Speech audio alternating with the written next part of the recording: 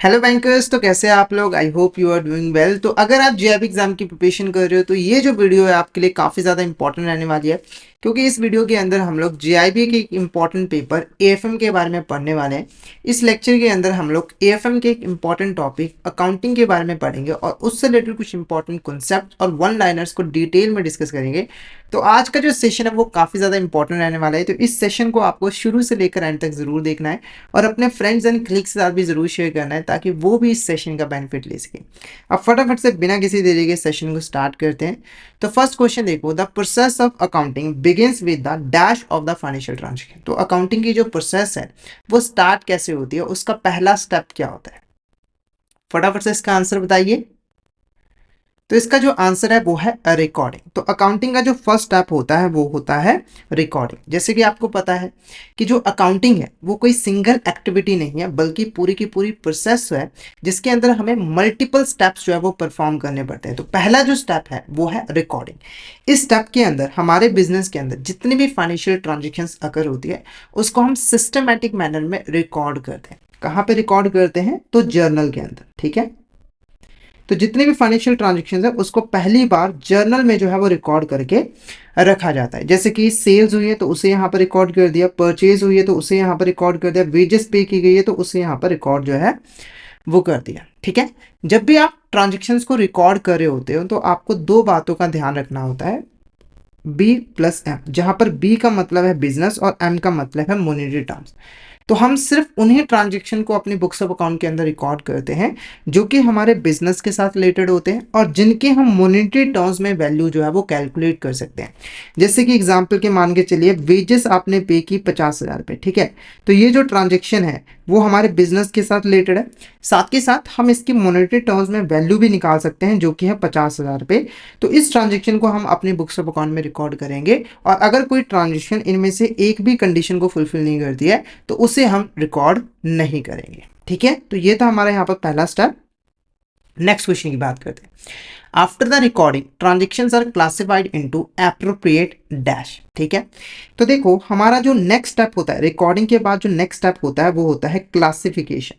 ठीक है, क्लासिफिकेशन के अंदर हम लोग क्या करते हैं? क्लासिफिकेशन के अंदर हमने ये जो ट्रांजैक्शन जर्नल में रिकॉर्ड किया है ना, उन ट्रांजैक्शन को उसके नेचर के हिसाब से अलग अलग कर देते हैं। ठीक है, जैसे कि एग्जांपल के लिए सेल्स की जो ट्रांजैक्शन है उसको हमने अलग कर दिया, परचेज की जो ट्रांजैक्शन है उसको हमने अलग कर दिया, वेजेस जो हमने पे किए हैं उसको भी अलग कर दिया। अब अलग कैसे किया जाता है? तो हर ट्रांजैक्शन के लिए हम एक अकाउंट प्रिपेयर करते हैं। जैसे कि आपने एक परचेज अकाउंट जो है वो बना लिया, परचेज अकाउंट जो है वो बना लिया। अब परचेज से रिलेटेड जितने भी यहाँ पर ट्रांजेक्शन्स हैं उसको हमने यहाँ से उठाया और इस अकाउंट में जो है वो रिकॉर्ड कर दिया, ताकि एक जैसी ट्रांजेक्शन को हम एक जगह पे जो है वो रिकॉर्ड कर सकें और हमारी जो फाइनेंशियल ट्रांजेक्शन है उसको हम सिंप्लीफाई जो है वो कर सके, ताकि हमें कोई इन्फॉर्मेशन लेने में दिक्कत जो है वो ना आए। ठीक है, तो ये जो प्रोसेस है वो आपकी यहाँ पर क्लासिफिकेशन जो है वो कहलाती है। तो क्वेश्चन पूछ रहा था कि क्लास जब हम ट्रांजेक्शन को क्लासीफाई करते हैं तो हम कैसे करते हैं? तो बेसिकली हम जो ट्रांजेक्शन्स हैं उसको एप्रोप्रिएट अकाउंट में जो है वो ट्रांसफ़र कर देते हैं और इस प्रोसेस को हम लेजर पोस्टिंग कहते हैं। क्या कहते हैं? लेजर पोस्टिंग जो है वो कहते हैं। क्यों? अकाउंट्स को हम लेजर के नाम से भी यहाँ पे जो है वो जानते हैं, इसीलिए जब हम जर्नल से ट्रांजेक्शन्स को पोस्ट करते हैं, अकाउंट्स के अंदर ट्रांसफ़र करते हैं, तो वो आपका लेजर पोस्टिंग जो है वो कहलाता है। ठीक है, नेक्स्ट क्वेश्चन देखो, dash involves preparing a trial balance to summarise all account balances. ठीक है, तो अकाउंटिंग का जो थर्ड स्टेप होता है वो होता है समरी प्रिपेयर करना। क्या करना? समरी प्रिपेयर करना। समरी का मतलब क्या होता है? देखो, जब हम स्कूल्स में पढ़ते थे, तो याद कीजिए इंग्लिश के एग्जाम में एक बहुत बड़ा पैराग्राफ आता था 20 से 25 लाइनों का, और उसे आपको 3 से 4 लाइन में एक्सप्लेन करना होता था। मतलब कि इस तरीके से 3 और 4 लाइन में एक्सप्लेन करना है कि कोई बंदा अगर 3 से 4 लाइन को पढ़े तो उसको पूरे पैराग्राफ के बारे में इंफॉर्मेशन मिल जाए। सेम चीज हम अकाउंटिंग के अंदर करते हैं। अकाउंटिंग के अंदर बहुत सारी फाइनेंशियल ट्रांजेक्शन्स हुई है, बहुत सारी फाइनेंशियल इन्फॉर्मेशन है, हम उसकी समरी बनाते हैं ताकि हम बहुत ही कम टाइम में अपने बिजनेस के बारे में इंपॉर्टेंट इन्फॉर्मेशन जान सके। उसके लिए हम करते क्या है? तो हम प्रिपेयर करते हैं ट्रायल बैलेंस। ठीक है, ट्रायल बैलेंस के अंदर क्या होता है मैं आपको थोड़ा सा यहाँ पर फॉर्मेट बताता हूँ। ट्रायल बैलेंस का फॉर्मेट क्या है? यहाँ पर आपके पर्टिकुलर्स होते हैं, यहाँ पर डेबिट और क्रेडिट, ये डेबिट हुआ और ये क्रेडिट हुआ और ये आपका यहाँ पर पर्टिकुलर्स हो गए। ठीक है, तो आपके जितने भी यहाँ पर लेजर अकाउंट्स होते हैं, जैसे परचेज अकाउंट हो गया, मान के चलिए एग्जाम्पल के लिए, ठीक है, आपने बहुत सारी परचेज की ट्रांजेक्शन की और इस अकाउंट का जो लास्ट में बैलेंस बचा वो बचा 40,000 रुपीज, और ये जो बैलेंस है वो डेबिट बैलेंस है। ठीक है, तो ये जो लास्ट का बैलेंस है ना वो आप शो कर देते हो इस ट्रायल बैलेंस के अंदर, और डेबिट बैलेंस है तो आप यहाँ पर लिखोगे परचेज अकाउंट और डेबिट साइड में 40,000 रुपये जो है वो लिख दोगे। ठीक है, जिससे क्या हुआ, आपने एक बार में ये जो परचेज अकाउंट है इसके यहाँ पर जो समरी है जो है वो प्रिपेयर यहाँ पर कर लिया। अब किसी को परचेज अकाउंट के बारे में जानना हो तो उसे परचेज अकाउंट में जाने की जरूरत नहीं है। ठीक है, वो सिर्फ ट्रायल बैलेंस में आएगा और उसे पता लग जाएगा कि अब हमारे पास परचेज अकाउंट का जो बैलेंस है वो 40,000 रुपये डेबिट बैलेंस बचा हुआ है। ऐसे ही बाकी अकाउंट्स का करोगे तो आप बेसिकली क्या करोगे, जितने भी फाइनेंशियल ट्रांजेक्शन है उसका आप एक तरह का यहाँ पर समरी जो है वो बना लोगे, जिससे आप सिर्फ ट्रायल बैलेंस को स्टडी करोगे और आपको अपने बिजनेस के बारे में सारी इंपॉर्टेंट इन्फॉर्मेशन जो है वो मिल जाएगी। तो ये जो स्टेप था उसका नाम था समराइजिंग ट्रांजेक्शन, यानी ट्रांजेक्शन को हम समराइज करते हैं। नेक्स्ट बात करते हैं यहाँ पर, Dash involves examining the financial statement using ratios and assess financial performance position for making informed decision। ठीक है, तो वो कौन सा यहाँ पर स्टेप है जिसके अंदर हमने जो फाइनेंशियल स्टेटमेंट्स बनाई हुई हैं, जैसे कि प्रॉफिट एंड लॉस अकाउंट हो गया, बैलेंस शीट हो गया, ठीक है, उसकी हम एनालिसिस करते हैं, उसका हम एग्जामिनेशन करते हैं ताकि हम कंपनी के फाइनेंशियल परफॉर्मेंस के बारे में जान सके, उसकी फाइनेंशियल पोजीशन के बारे में जान सके और उसके बिहाफ पर बिजनेस से रिलेटेड कुछ इन्फॉर्म्ड डिसीजन जो है वो ले पाए। तो इस स्टेप को हम क्या कहते हैं, तो इस स्टेप का जो नाम है वो है analysis and interpretation.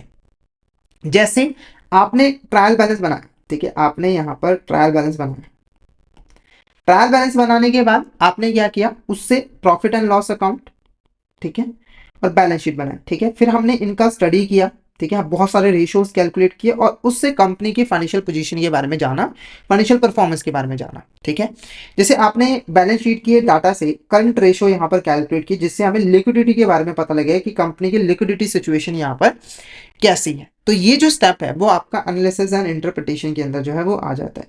Next question देखो, financial accounting focuses on preparation and reporting of financial statement for internal users only। ठीक है, तो ये स्टेटमेंट ट्रू है या फिर फॉल्स है। पहले फाइनेंशियल अकाउंटिंग है क्या वो समझ लीजिए। देखो, फाइनेंशियल अकाउंटिंग एक ब्रांच है अकाउंटिंग। देखो, हमारे जो बिजनेसेस होते हैं उनकी जो नीड्स होती हैं वो काफ़ी होती है, बहुत सारी यहाँ पर नीड्स होती हैं, ऑब्जेक्टिव्स होते हैं जिनको फुलफिल करने के लिए अकाउंटिंग जो है वो काम करता है। तो हमने बेसिकली नीड्स और ऑब्जेक्टिव के अकॉर्डिंग अकाउंटिंग की ब्रांचेस बना दी हैं, जिसमें से एक ब्रांच हमारे यहाँ पर कहलाती है फाइनेंशियल अकाउंटिंग।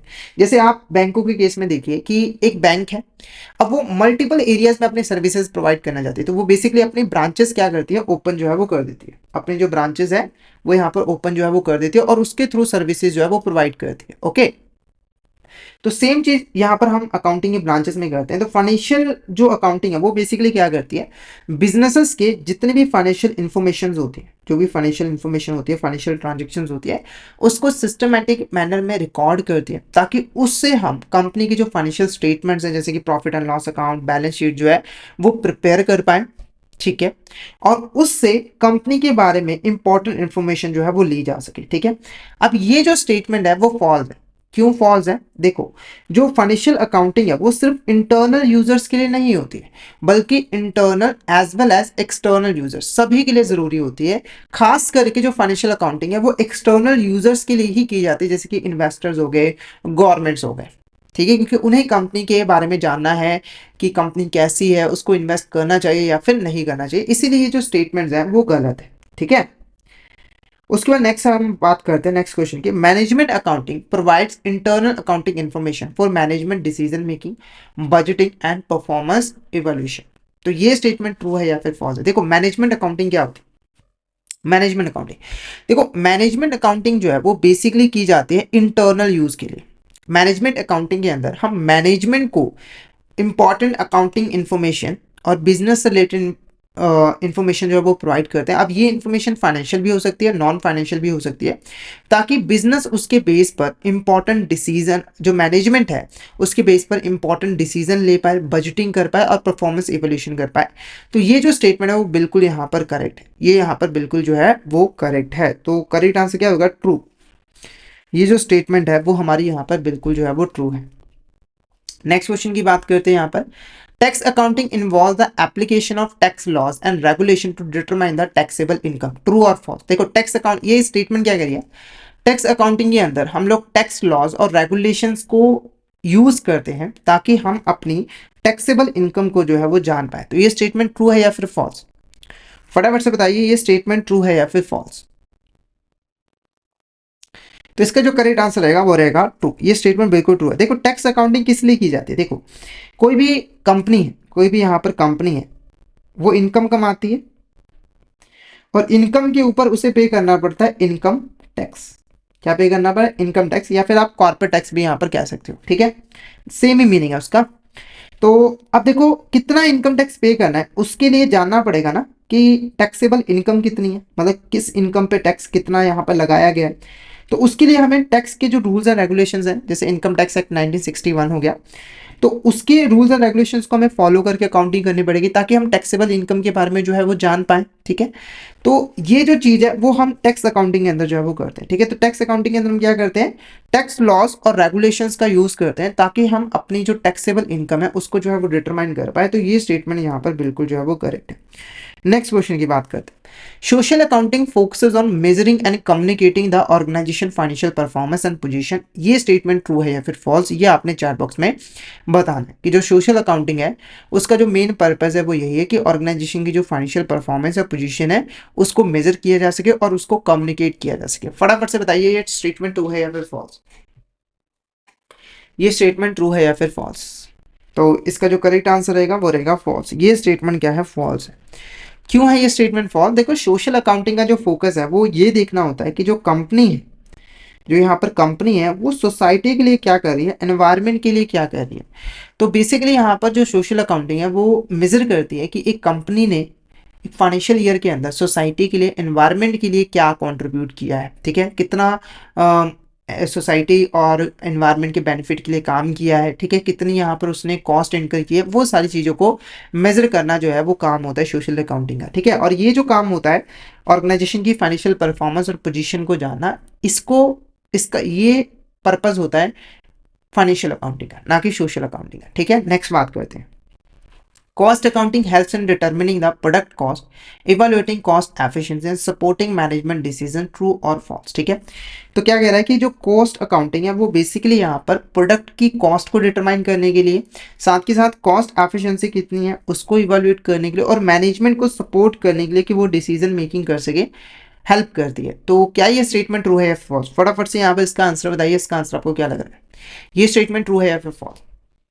तो ये स्टेटमेंट बिल्कुल यहाँ पर ट्रू है। देखो, कॉस्ट अकाउंटिंग के अंदर आप क्या करते हो, तो एक कंपनी अपने जो भी प्रोडक्ट और सर्विसेज बना रही है उसके ऊपर वो जो भी कॉस्ट इनकर कर रही है उसको सिस्टमैटिक मैनर में रिकॉर्ड करके जो है वो रखा जाता है, रिकॉर्ड करके रखा जाता है ताकि हम पता लगा पाए कि किसी भी प्रोडक्ट की जो कॉस्ट है वो कितनी आई है। ठीक है, और जो हमारी कंपनी है वो कॉस्ट को कितने अच्छे तरीके से जो है वो मैनेज करे। मेन पर्पज यही होता है ये जानना कि कॉस्ट को कितने अच्छे तरीके से यहाँ पर मैनेज जो है वो किया जा रहा है। ऐसा तो नहीं है कि बेफालतू की कॉस्ट जो है वो इनकर की जा रही है। ठीक है, जिससे ऑर्गेनाइजेशन की जो प्रॉफिटेबिलिटी है वो कम हो रही है। तो ऐसा तो नहीं है, इस चीज़ को जानना। ठीक है, तो कॉस्ट अकाउंटिंग के अंदर आप लोग प्रोडक्ट से रिलेटेड जितने भी कॉस्ट आप इनकर करते हो उसको सिस्टमैटिक मैनर में रिकॉर्ड करते हो ताकि उससे आप प्रोडक्ट की कॉस्ट को डिटरमाइन कर पाओ, अपनी एफिशिएंसी देख पाओ और मैनेजमेंट उसके बेस पर इंपॉर्टेंट डिसीजन भी जो है वो ले पाए। ठीक है, नेक्स्ट, अब कुछ इंपॉर्टेंट पॉइंट्स हैं जिसको हम डिस्कस करेंगे। तो ये कोई क्वेश्चन नहीं है, ये कोई यहाँ पर क्वेश्चन नहीं है, बेसिकली हम कुछ इंपॉर्टेंट, ठीक है, इंपॉर्टेंट पॉइंट जो है वो डिस्कस करने वाले हैं।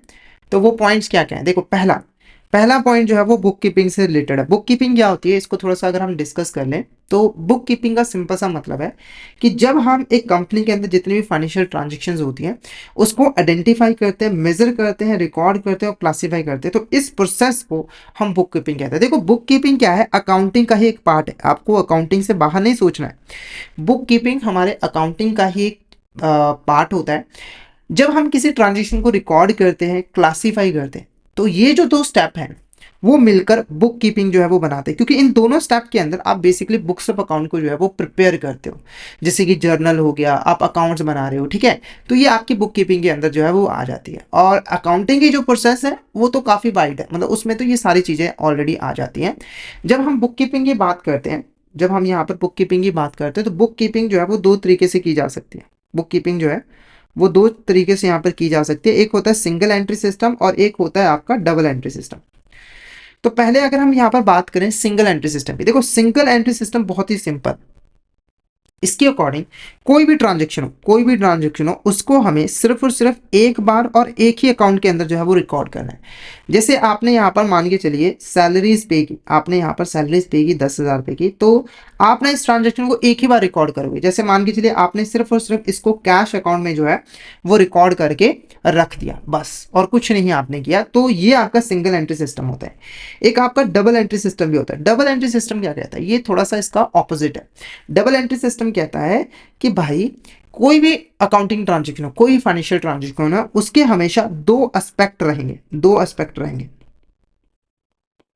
एस्पेक्ट क्या होंगे, एक डेबिट और क्रेडिट। आप कोई भी ट्रांजेक्शन करो, जैसे आप एग्जांपल के मान के चलिए आपने यहाँ पर मशीन खरीदी, ठीक है, कितने की, 50,000 रुपए। अब इसके दो एस्पेक्ट है। पहला एस्पेक्ट क्या है कि आपके पास मशीन आई है, यानी कि आपकी जो एसेट है वो इंक्रीज हुई है, तो एक एस्पेक्ट हुआ आपका डेबिट। आप मशीन अकाउंट को क्या करोगे, डेबिट करोगे। यहाँ पर डेबिट करोगे। दूसरा एस्पेक्ट देखो क्या है कि अगर आपके पास मशीन आई है तो आपके पास से कैश भी तो चला गया है ना। जैसे एक एस्पेक्ट आपका क्या हुआ कि मशीन को आपको डेबिट कर देना है 50,000 रुपए से, ठीक है, मान ली बात।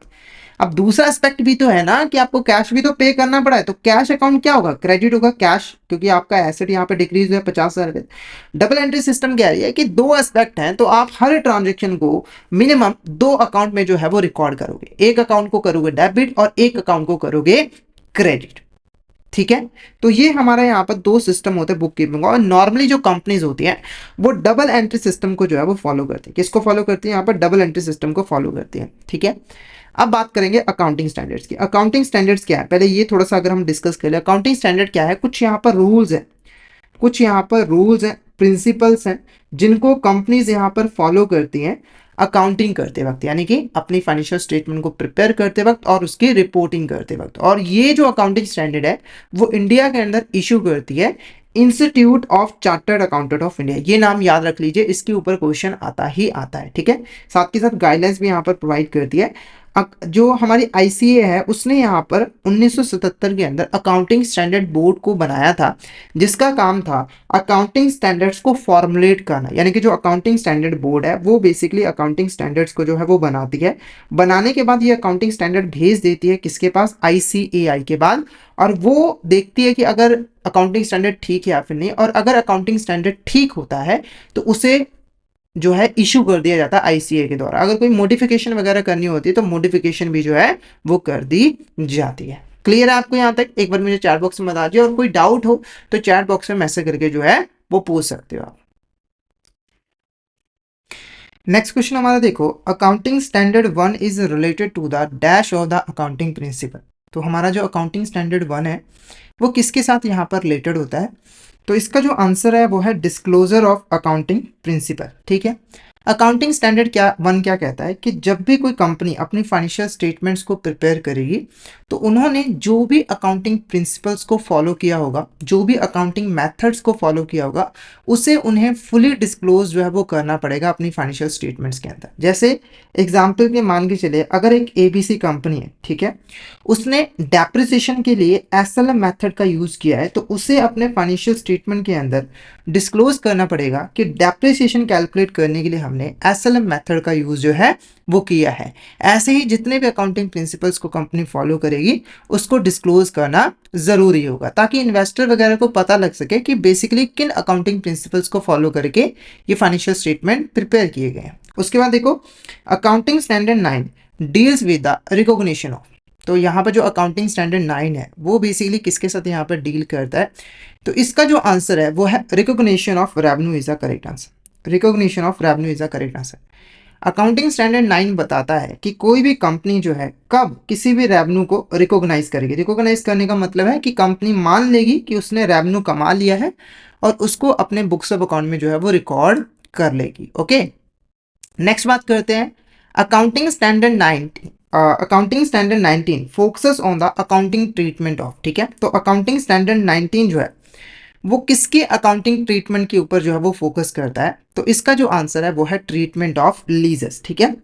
तो थोड़ा सा अगर हम लीज का मतलब समझ लें, लीज क्या होता है। देखो, लीज के अंदर कंपनी जो होती है वो किसी दूसरे पर्सन की एसेट को किराए पर लेकर यूज जो है वो करती है, ठीक है। तो अगर कोई कंपनी किसी एसेट को लीज पे लेती है तो उसकी अकाउंटिंग ट्रीटमेंट कैसे की जाएगी, ट्रांजेक्शन्स को कैसे रिकॉर्ड किया जाएगा, उसके साथ डील करता है हमारा accounting standard 19। Okay, next question की बात करते हैं। Accounting standard 26 deals with the accounting four. तो अकाउंटिंग स्टैंडर्ड 26 जो है वो किसके साथ जो है वो डील करता है?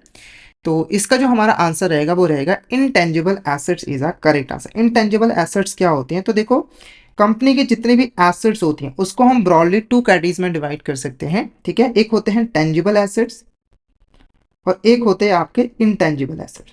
ओके, टेंजिबल एसेट्स ऐसी एसेट्स होती हैं जिनकी फिजिकल एग्जिस्टेंस होती है, जिसको हम देख सकते हैं, टच कर सकते हैं, फील कर सकते हैं। इनटेंजिबल एसेट्स ऐसी एसेट्स होती हैं जिनकी फिजिकल एग्जिस्टेंस नहीं होती, यानी कि आप उसको ना तो देख सकते हो, ना ही टच कर सकते हो, ना ही फील कर सकते हो। जैसे कि एग्जांपल के लिए गुडविल, अगर मार्केट में किसी की गुडविल अच्छी है तो वो उसके लिए बेनिफिशियल है, उसका बेनिफिट उसको मिलने वाला है। तो गुडविल उसके क्या है, एक एसेट है, पर आप इसको देख तो नहीं सकते हो, ठीक है।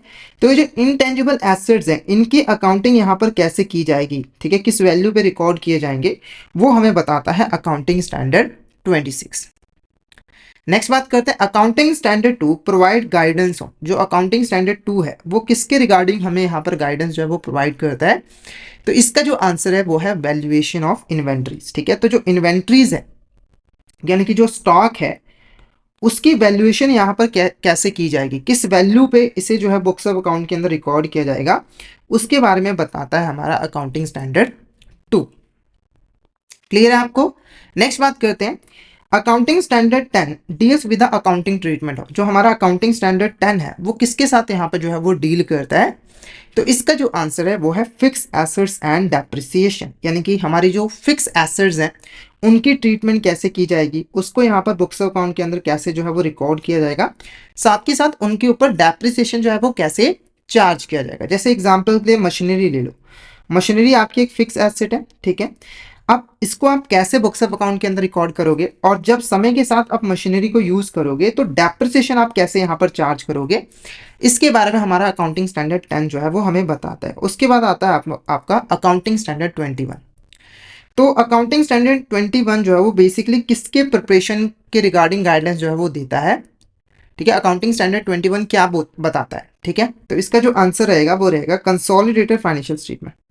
कंसोलिडेटेड फाइनेंशियल स्टेटमेंट्स क्या होती हैं, तो एग्जांपल से समझाऊंगा। मान के चलिए यहाँ पर एक एक्सवाइजेड बैंक है, ठीक है। इसने यहाँ पर 10 सब्सिडरी जो है वो बनाई है अपनी, या फिर मान के चलिए आपने इसकी 10 ब्रांचेस जो है वो शहर के अलग अलग हिस्सों में जो है वो काम करती है। तो ये जो है पेरेंट कंपनी है, ये है पेरेंट कंपनी, और ये जो है इनकी सब्सिडरी या फिर ब्रांचेस हो गई, ठीक है। अब ये जो ब्रांचेस है ना वो भी अपने फाइनेंशियल स्टेटमेंट जो है वो प्रिपेयर करती है, और जो ये पेरेंट कंपनी होती है वो भी अपने फाइनेंशियल स्टेटमेंट जो है वो प्रिपेयर करती है, ठीक है। तो कंसोलिडेशन फाइनेंशियल स्टेटमेंट का मतलब क्या है कि ये जो हमारी ब्रांचेस है, जितनी भी हमारी ब्रांचेस हैं उनकी जितने भी फाइनेंशियल स्टेटमेंट्स हैं उनको कंसोलिडेट करके एक यहाँ पर सिंगल जो है वो फाइनेंशियल स्टेटमेंट जो है वो प्रिपेयर की जाए, जो कि यहाँ पर पेरेंट कंपनी को रिप्रेजेंट जो है वो करती होगी। तो कंसोलिडेटेड फाइनेंशियल स्टेटमेंट्स कैसे प्रिपेयर की जाएंगी उसके बारे में अकाउंटिंग स्टैंडर्ड 21 जो है वो हमें बताता है। तो आई होप आपको यहाँ पर अकाउंटिंग स्टैंडर्ड का मीनिंग और इंपॉर्टेंट अकाउंटिंग स्टैंडर्ड जो है वो क्लियर हो गए होंगे, ठीक है। नेक्स्ट टॉपिक है हमारे यहाँ पर गैप। अब ये गैप क्या होता है, सबसे पहले इसका फुल फॉर्म जान लो। गैप का फुल फॉर्म है जनरली एक्सेप्टेड अकाउंटिंग प्रिंसिपल्स। तो गैप के अंदर बेसिकली कुछ यहाँ पर रूल्स एंड रेगुलेशंस होते हैं, गाइडलाइंस होते हैं, जो कि ग्लोबल लेवल पर जो कंपनीज हैं वो फॉलो करती हैं अपनी फाइनेंशियल स्टेटमेंट्स को प्रिपेयर करते वक्त। जैसे कि जो इंडियन अकाउंटिंग स्टैंडर्ड्स हैं उनको इंडियन कंपनीज फॉलो करती हैं, पर ये जो गैप के जो रूल्स एंड रेगुलेशंस है, जो गाइडलाइंस हैं, उनको ग्लोबल लेवल के ऊपर जो कंपनीज हैं वो यहाँ पर जो है वो फॉलो करते हैं। मेनली देखो गैप के जो रूल्स एंड रेगुलेशंस है, जो गाइडलाइंस हैं, उनको यूएस कंपनीज जो है वो फॉलो करती हैं, इसीलिए कई बार हम इसको यूएस गैप के नाम से भी जो है वो जानते हैं। पर यूएस के अलावा भी कुछ यहाँ पर कंट्रीज हैं जहाँ पर जो कंपनीज हैं वो गैप के रूल्स एंड रेगुलेशंस को जो है वो फॉलो करते हैं। तो ये भी कुछ अकाउंटिंग प्रिंसिपल्स ही है जिनको कंपनीज यूज करती हैं अपने फाइनेंशियल स्टेटमेंट्स को प्रिपेयर करने के लिए। पर ये सिर्फ इंडिया के अंदर नहीं बल्कि वर्ल्ड लेवल के ऊपर जो है वो फॉलो किए जाते हैं, ठीक है। गैप को इस्टेब्लिश किया था फाइनेंशियल अकाउंटिंग स्टैंडर्ड बोर्ड ने। गैप के जैसे ही हमारा एक IFRS होता है जिसका फुल फॉर्म है इंटरनेशनल फाइनेंशियल रिपोर्टिंग स्टैंडर्ड, अब देखो, जो गैप के रूल्स एंड रेगुलेशंस थे, जो प्रिंसिपल थे, वो मेनली यूएस के अंदर जो है वो फॉलो किए जाते थे, ठीक है। पर हमें चाहिए थे ऐसे रूल्स एंड रेगुलेशन जो कि पूरी वर्ल्ड के अंदर जो है वो कंपनीज फॉलो करें, ताकि उनकी जो फाइनेंशियल स्टेटमेंट्स हैं उनके अंदर कंपैरेबिलिटी आ सके, ठीक है, ट्रांसपेरेंसी जो है वो आ सके। तो हमने बनाए इंटरनेशनल फाइनेंशियल रिपोर्टिंग स्टैंडर्ड। तो ये बेसिकली क्या है, कुछ अकाउंटिंग स्टैंडर्ड्स हैं जिनको इंटरनेशनल अकाउंटिंग स्टैंडर्ड बोर्ड ने जो है वो बनाया था, जिनको कंपनीज यहाँ पर फॉलो करती हैं अपने फाइनेंशियल स्टेटमेंट्स को प्रिपेयर करते वक्त, ठीक है।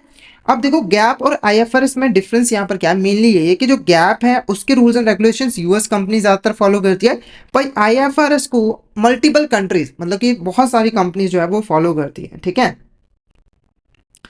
नेक्स्ट क्वेश्चन देखो क्या है, dash refers to the pricing of goods और सर्विसेज और intangible asset transferred between related entities within the multinational enterprise, ठीक है। तो सबसे पहले आपको यहाँ पर समझना पड़ेगा कि रिलेटेड एंटिटीज यहाँ पर क्या होती है। तो एग्जांपल से समझाऊंगा। मान के चले यहाँ पर एक एक्सवाइजेड कंपनी है, उसने अपनी एक सब्सिडरी एबीसी कंपनी को यहाँ पर जो है वो बनाया, ठीक है। तो देखो, ये जो है वो पेरेंट कंपनी है और ये यहाँ पर जो है वो सब्सिडरी कंपनी है, ठीक है। और इस कंपनी का इसके ऊपर पूरा कंट्रोल है, ये फंडिंग वगैरह भी जो है इसको जो है वो प्रोवाइड करती है, ठीक है। तो ये दोनों जो एंटिटीज हैं वो कहलाती हैं आपकी रिलेटेड एंटिटीज, जिसका एक दूसरे से कोई ना कोई रिलेशन होता है, ठीक है। और कंपनीज का आप एक दूसरे के ऊपर कोई ना कोई इम्पैक्ट होता है, कहने का मतलब, ठीक है। जैसे कि एक्सवाइजेड कंपनी जो है वो एबीसी कंपनी को यहाँ पर कंट्रोल जो है वो पूरे तरीके से करती है। तो ये दोनों आपके रिलेटेड एंटिटीज जो है वो कहलाएंगे, ठीक है। अब क्वेश्चन कह रहा है कि अगर इन दोनों एंटिटीज के बीच में कोई भी गुड्स और सर्विसेज या फिर इंटेंजिबल एसेट्स को ट्रांसफर किया जाता है, तो इसकी जो प्राइसिंग की जाती है उसे हम क्या कहते हैं, ठीक है, इसे हम यहाँ पर क्या कहते हैं। तो इसका जो करेक्ट आंसर है वो है ट्रांसफर प्राइसिंग। क्या है आपका यहाँ पर, ट्रांसफर प्राइसिंग, ठीक है। अब ये ट्रांसफर प्राइसिंग है क्या, इसकी हमें जरूरत क्यों पड़ी है। तो देखो क्या होता है ना कि जब रिलेटेड एंटिटीज आपस में गुड्स और सर्विसेज को ट्रांसफर करते हैं, तो दिक्कत ये आती है कि किस प्राइस पे ट्रांसफर किया जाए, किस प्राइस पे यहाँ पर ट्रांसफर किया जाए। क्योंकि देखो, जो सब्सिडरी कंपनी है वो भी यहाँ पर अपना सेपरेटली प्रॉफिट जो है वो कमाना चाहती है, ठीक है। और उसको अपने पेरेंट कंपनी को भी यहाँ पर गुड्स जो है वो सप्लाई करनी है। तो ये कंफ्यूज है कि वो किस प्राइस पे यहाँ पर जो है प्रोडक्ट को जो है वो ट्रांसफर करे। यानी कि आप कह लीजिए कि कॉस्ट प्राइस पे करे या फिर उसमें थोड़ा सा यहाँ पर प्रॉफिट जो है वो ऐड करके करे। तो उसके लिए यूज किया जाता है आपका यहाँ पर ट्रांसफर प्राइसिंग। तो रिलेटेड एंटिटीज के बीच में अगर गुड्स और सर्विसेज ट्रांसफर की जाती है, तो उसकी जो प्राइसिंग है वो ट्रांसफर प्राइसिंग के जरिए जो है वो की जाती है, ठीक है। नेक्स्ट बात करते हैं, dash refers to the price at which goods और सर्विसेज और इंटेंजिबल एसेट्स आर बोट और sold between unrelated parties in a transaction, ठीक है। तो दो अनरिलेटेड पार्टीज है जिनका एक दूसरे से किसी भी तरह का यहाँ पर रिलेशन नहीं है, तो उसके उन दो अनरिलेटेड पार्टीज के बीच में जिस प्राइस के ऊपर गुड्स और सर्विसेज को खरीदा और बेचा जाता है, उस प्राइस को हम क्या कहते हैं, उस प्राइस को हम क्या कहते हैं। तो इसका करेक्ट आंसर रहेगा arm length price is the correct answer. Arm length price is the correct answer. जैसे मान के चलिए एक एबीसी कंपनी है और एक एक्सवाइजेड कंपनी है, ठीक है। ये दोनों इंडिपेंडेंट कंपनीज हैं, इनका एक दूसरे से कुछ भी लेना देना नहीं है। तो इनके बीच में गुड्स और सर्विसेज का जो ट्रेड हो रहा है, ठीक है, जिस प्राइस पे हो रहा है उस प्राइस को हम क्या कहते हैं, आर्म लेंथ प्राइस जो है वो कहते हैं। क्या कहते हैं, आर्म लेंथ प्राइस जो है वो कहते हैं, ठीक है। नेक्स्ट क्वेश्चन की बात करते हैं, the organisation for economic cooperation and development provides guidelines and recommendation on transfer pricing practices to ensure the application of the dash principle and transfer pricing methodologies. देखो, जो यहाँ पर ट्रांसफर प्राइसिंग है, transfer pricing का use कैसे यहाँ पर companies करेंगी, कौन कौन सी यहाँ पर मैथोलॉजीज का यूज किया जाएगा, उसके रिगार्डिंग जो गाइडलाइंस प्रोवाइड करने का काम करती है वो करती है organisation for economic cooperation and development. ये यहाँ पर गाइडलाइंस और रिकमेंडेशन प्रोवाइड करती है कि ट्रांसफर प्राइसिंग प्रैक्टिसेस को कैसे यहाँ पर परफॉर्म जो है वो किया जाएगा। तो ये जो ऑर्गेनाइजेशन है वो कहती है कि हमें जब भी रिलेटेड एंटिटीज के बीच में कोई भी ट्रांजेक्शन होगी तो आर्म लेंथ प्रिंसिपल को जो है वो एप्लीकेबल करना है। आर्म लेंथ प्रिंसिपल यहाँ पर क्या कहता है कि जो आपके यहाँ पर रिलेटेड एंटिटीज है उनके बीच में जो भी गुड्स और सर्विसेज और इंटेंजिबल एसेट ट्रांसफर हो रही हैं वो हमेशा आर्म लेंथ प्राइस पे ही जो है वो की जाएगी। आर्म लेंथ प्राइस मैंने आपको समझा दिया है, ऐसा प्राइस जिसके ऊपर दो अनरिलेटेड पार्टीज के बीच में ट्रांजेक्शन की जाती है। तो ये principle, arm length principle simply कहता है कि दो रिलेटेड एंटिटीज के बीच में भी अगर ट्रांजेक्शन हो रही है तो उसे आर्म लेंथ प्राइस पे ही जो है गुड्स और सर्विसेज को जो है वो ट्रांसफर करना है। ओके, नेक्स्ट बात करते हैं, विच transfer pricing method compare the price of a control transaction with the price of a similar transaction between unrelated parties. देखो, अब ये जो ट्रांसफर प्राइसिंग के मेथड्स होते हैं वो कई सारे होते हैं, कई सारे मेथड्स का यहाँ पर कंपनीज जो है वो यूज करती हैं। उनमें से एक मेथड होता है कंपेरेबल अनकंट्रोल्ड प्राइस मेथड, जिसको हम कप मेथड भी जो है वो कहते हैं। ठीक है, अब इसके अंदर होता क्या है, तो बेसिकली देखो कि जब जब दो रिलेटेड पार्टीज के बीच में यहाँ पर ट्रांजेक्शन होती है, ठीक है, जैसे मान के चलिए XYZ कंपनी है और ABC कंपनी है, ये ABC कंपनी जो है इसकी सब्सिडरी, ठीक है, तो इनके बीच में ये जो ट्रांजेक्शन हो रही है, इनके बीच में जो ट्रांजेक्शन हो रही है उसको हम बेसिकली कंपेयर करते हैं एक ऐसी ट्रांजेक्शन के साथ जो कि यहाँ पर दो अनरिलेटेड पार्टीज के बीच में जो है वो हो रही है। जैसे कि A और B कंपनीज है, वो अनरिलेटेड पार्टीज है, तो इनके बीच में अगर सिमिलर ट्रांजेक्शन जो है वो हो रही है, सेम ट्रांजेक्शन इनके बीच में हो रही है, तो हम क्या करेंगे, आपस में दोनों ट्रांजेक्शन को कंपेयर करेंगे और उससे एक प्राइस जो है वो कैलकुलेट कर लेंगे, जिस प्राइस के ऊपर गुड्स और सर्विसेज को ट्रांसफर जो है वो किया जाएगा। उसके बाद देखो, in which method the transfer price is determined by the adding a reasonable profit margin to the cost incurred in producing goods और सर्विसेज। ठीक है, तो हमारा यहाँ पर कौन सा मेथड होता है जिसके अंदर जो रिलेटेड एंटिटी होती है, अगर वो कोई गुड्स और सर्विसेज अपनी रिलेटेड एंटिटी को ट्रांसफर कर रही है, तो वो क्या करती है, जो भी यहाँ पर कॉस्ट है, जैसे मान के चले एक प्रोडक्ट की कॉस्ट है 100 रुपये, तो उसके अंदर एक रीजनेबल प्रॉफिट जैसे कि मान के चले 20 रुपये, वो ऐड करके 120 रुपये यहाँ पर प्राइस जो है वो डिटरमाइन कर लेती है, जिसके ऊपर जो है वो ट्रांसफर किया जाएगा। ठीक है, तो ये मेथड हमारा यहाँ पर कौन सा है, ये मेथड हमारा कौन सा है, तो इसका जो करेक्ट आंसर है वो है cost plus method. Cost plus method के अंदर क्या है कि जो भी कॉस्ट है उसके अंदर एक रीजनेबल प्रॉफिट ऐड करके प्राइस जो है वो कैलकुलेट कर लिया जाएगा और उसी प्राइस के ऊपर दो रिलेटेड एंटिटीज के बीच में गुड्स और सर्विसेज को ट्रांसफर जो है वो किया जाएगा। नेक्स्ट क्वेश्चन हमारा देखो क्या है, the profit split methods allocate the combined profit of the related entities based on the relative dash each entity makes to the overall value creation. ठीक है, तो ये भी एक इंपॉर्टेंट मेथड होता है यहाँ पर ट्रांसफर प्राइसिंग का। इस मेथड के अंदर क्या होता है कि जो टोटल प्रॉफिट यहाँ पर कंपनी ने कमाया होता है, पहले उसे कैलकुलेट किया जाता है। जैसे मान के चलिए यहाँ पर एक XYZ कंपनी, इसकी 10 सब्सिडरीज हैं और इसने साथ में मिलकर जो है 5 लाख का जो है वो प्रॉफिट कमाया, 5 लाख का प्रॉफिट जो है वो कमाया है। उसके बाद ये जो 5 लाख रुपए का प्रॉफिट है, ये कैसे रिलेटेड एंटिटीज के बीच में एलोकेट किया जाता है, वो क्वेश्चन यहाँ पर पूछ रहा है। तो इसका जो आंसर है वो है कंट्रीब्यूशन, यानी कि ईच रिलेटेड एंटिटी का जो भी यहाँ पर कंट्रीब्यूशन होता है उसके हिसाब से प्रॉफिट जो है वो एलोकेट कर दिया जाता है। जैसे कि अगर किसी का 10% यहाँ पर कंट्रीब्यूशन रिलेटेड एंटिटी का, तो उसको 10% यानी कि 50,000 रुपये प्रॉफिट जो है वो दे दिया जाएगा। अगर किसी का 20% है तो उसको 1 लाख रुपये प्रॉफिट जो है वो दे दिया जाएगा। तो ये आपका यहाँ पर प्रॉफिट स्प्लिट मेथड जो है वो रहता है। तो यहाँ पर जो आज का जो हमारा टॉपिक था फर्स्ट चैप्टर AFM का, वो यहाँ पर जो है वो क्लियर हो गया है, हमने कवर जो है वो कर लिया है। आई होप आपको यहाँ तक जो टॉपिक्स हमने किए हैं वो क्लियर हो गए होंगे। अगर आपको कोई भी डाउट आता है तो आप चैट बॉक्स में मैसेज करके पूछ सकते हो, और अगर आपको क्लियर हो गया तो एक बार मैसेज करके ज़रूर बता दीजिएगा कि आपको यहाँ तक क्लियर जो है वो हो गया है। ठीक है, और अगर आप सिस्टमैटिक वे में AFM सब्जेक्ट की प्रिपरेशन करना चाहते हो तो फटाफट से हमारे कोर्स में जो है वो एनरोल कर लीजिए। तो हमारे कोर्सेज जो है इसके अंदर हम आपको प्रोवाइड करवाते हैं कंसेप्चुअल वीडियोस, जो कि हमारे हिंदी और इंग्लिश लैंग्वेज के मिक्स में अवेलेबल होते हैं। इसी के साथ हम आपको mock test, mega mock test और PDF नोट्स ही प्रोवाइड करते हैं, जिनकी हेल्प से आप इजीली रिवीजन कर सकते हो। और ये जो हमारी लाइव क्लासेस होती हैं वो आपको रिकॉर्डेड फॉर्म में भी मिल जाती है। तो अगर आप सिस्टमैटिक वे में AFM सब्जेक्ट की प्रिपरेशन करना चाहते हो तो फटाफट से हमारे कोर्स में जो है वो एनरोल कर लीजिए। और हमारे जो कोर्सेज हैं वो इजीली एक्सेसिबल है, आपको हमारे जो ऐप है वो प्ले स्टोर, ऐप स्टोर दोनों ही जगहों पे मिल जाएंगे। आपको जस्ट टाइप करना है लर्निंग सेशन IVF एग्जाम्स, और इन ऐप के थ्रू आप हमारे कोर्सेज में जो है वो एनरोल कर सकते हो। और अगर आप अभी हमारे कोर्स में एनरोल करते हो तो आपको अप टू 82% तक का ऑफ मिल जाएगा, जिसके लिए आपको कूपन कोड यूज़ करना होगा KUNDN। तो इस कूपन कोड का यूज़ करके आप हमारे कोर्सेज में जो है वो एनरोल कर लीजिए।